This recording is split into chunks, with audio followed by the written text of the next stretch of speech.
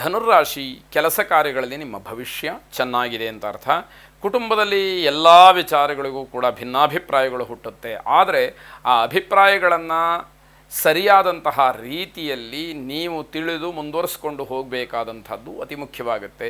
ಯಾವುದೋ ಒಂದು ಹೇಳಿದರೆ ಅಭಿಪ್ರಾಯಗಳಲ್ಲಿ ಬರಬಹುದು, ಆದರೆ ನೀವು ಅದಕ್ಕೆ ವಿರುದ್ಧವಾಗಿ ಮಾತಾಡಿದಾಗ ಭಿನ್ನಾಭಿಪ್ರಾಯಗಳೇ ಆಗಿಬಿಡುತ್ತೆ. ಆ ರೀತಿಯಲ್ಲ, ಸತ್ಯ ಏನಿದೆ ಅದನ್ನು ತಿಳಿಸಿ ಹೇಳ್ತಕ್ಕಂಥದ್ದು.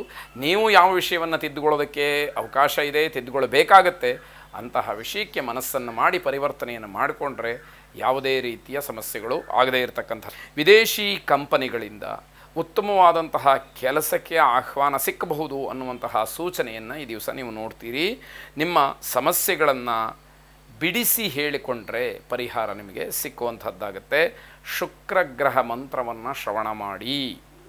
ಹಿಮಕುಂದ ಮೃಣಾಲಾಭಂ ದೈತ್ಯಾನಾಂ ಪರಮಂ ಗುರುಂ ಸರ್ವಶಾಸ್ತ್ರ ಪ್ರವಕ್ತಾರಂ ಭಾರ್ಗವಂ ಪ್ರಣಮಾಮ್ಯಹಂ ಎಂಬುದಾಗಿ 28 ಸಲ ಆ ಮಂತ್ರವನ್ನು ಹೇಳ್ಕೊಳ್ಳಿ. ಶುಭವಾಗಲಿ. ಮಕರ ರಾಶಿ, ಈ ದಿವಸ ಗಂಟಲಿನ ಸಮಸ್ಯೆ, ಗಂಟಲು ನೋವಿನ ಸಮಸ್ಯೆ ನಿಮಗೆ ಕಾಡಬಹುದು. ಸ್ವಲ್ಪ ಅದಕ್ಕೆ ಸಂಬಂಧಪಟ್ಟಂತಹ ಔಷಧೋಪಚಾರಗಳನ್ನು ಮಾಡಿ. ಸಾಯಂಕಾಲದ ಹೊತ್ತಿಗೆ ವ್ಯವಹಾರದಲ್ಲಿ ಹಿನ್ನಡೆಯಾಗ್ತಕ್ಕಂತಹ ಸೂಚನೆ ಕಾಣುತ್ತೆ. ಎಚ್ಚರ ಇರಲಿ. ಇಲ್ಲದೇ ಇದ್ದರೆ ಹಣವನ್ನು ಕಳ್ಕೊಳ್ಬೇಕಾಗತ್ತೆ. ನನಗೆ ಬೇಕಾದಷ್ಟು ಅನುಭವ ಇದೆ, ನಾನು ಈ ಥರದ್ದನ್ನು ಸುಮಾರು ನೋಡಿದ್ದೀನಿ ಅಂತ ಹೇಳಿಕೊಳ್ಳುವಂಥವ್ರಿಗೆ ಕಷ್ಟವಾಗಬಹುದು ಅಂತ ಅರ್ಥ. ನಿಮ್ಮ ಆಸೆ, ನಿಮ್ಮ ಶಿಸ್ತು, ನಿಮ್ಮ ಒತ್ತಡ ಯಾವುದೇ ಕಾರಣಕ್ಕೂ ಬೇರೆಯವರಿಗೆ ಹೊರೆಯಾಗಬಾರ್ದು, ಬೇರೆಯವರಿಗೆ ಅದರಿಂದ ತೊಂದರೆ ಆಗಬಾರ್ದು. ಅದನ್ನು ಗಮನಿಸಿ. ವ್ಯಾಪಾರ ವ್ಯವಹಾರಗಳಲ್ಲಿ ಹಣ ಹೂಡಿಕೆಯ ಬಗ್ಗೆ ನಿಮಗೆ ನೆಮ್ಮದಿ ಸಿಗ್ತಕ್ಕಂಥದ್ದು. ಯಾರೋ ನಿಮ್ಗೆ ಹೇಳ್ತಾರೆ ಹಣ ಹೂಡಿಕೆಯನ್ನು ಮಾಡು ಅಂತ, ನಾನು ಈಗಾಗಲೇ ಮಾಡಿಬಿಟ್ಟಿದ್ದೀನಿ ಅಂತಕ್ಕಂತಹ ನೆಮ್ಮದಿಯ ಮಾತನ್ನು ನೀವು ಹೇಳುವಂಥದ್ದಾಗುತ್ತೆ. ಅನಗತ್ಯವಾದಂತಹ ವಿವಾದಗಳನ್ನು ಸೃಷ್ಟಿ ಮಾಡಿಕೊಳ್ತೀರಿ, ಅದು ಬೇಕಾಗಿರೋದಿಲ್ಲ. ವ್ಯಾಘ್ರವಾಹನವಾದಂತಹ ಅಂದರೆ ಹುಲಿಯನ್ನು ಏರಿ ಕೂತಿರ್ತಕ್ಕಂತಹ ಚಾಮುಂಡೇಶ್ವರಿಯನ್ನು ಪ್ರಾರ್ಥನೆ ಮಾಡಿ. ಶುಭವಾಗಿ.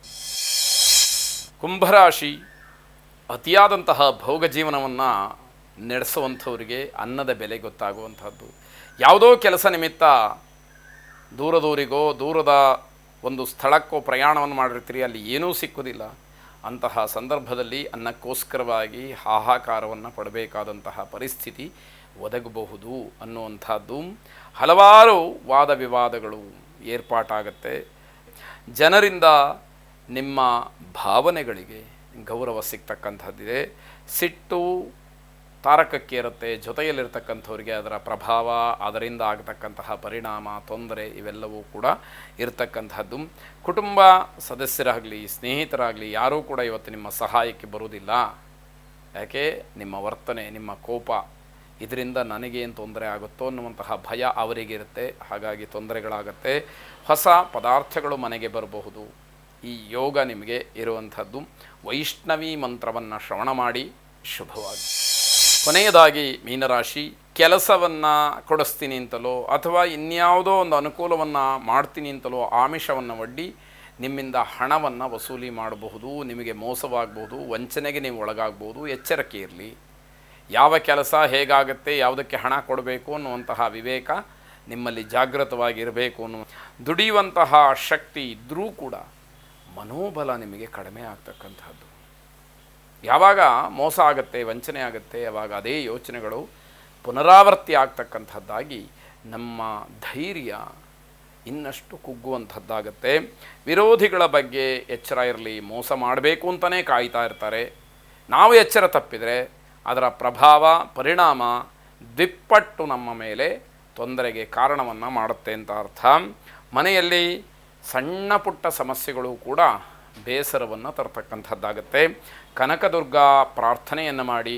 ಶುಭವಾಗಲಿ.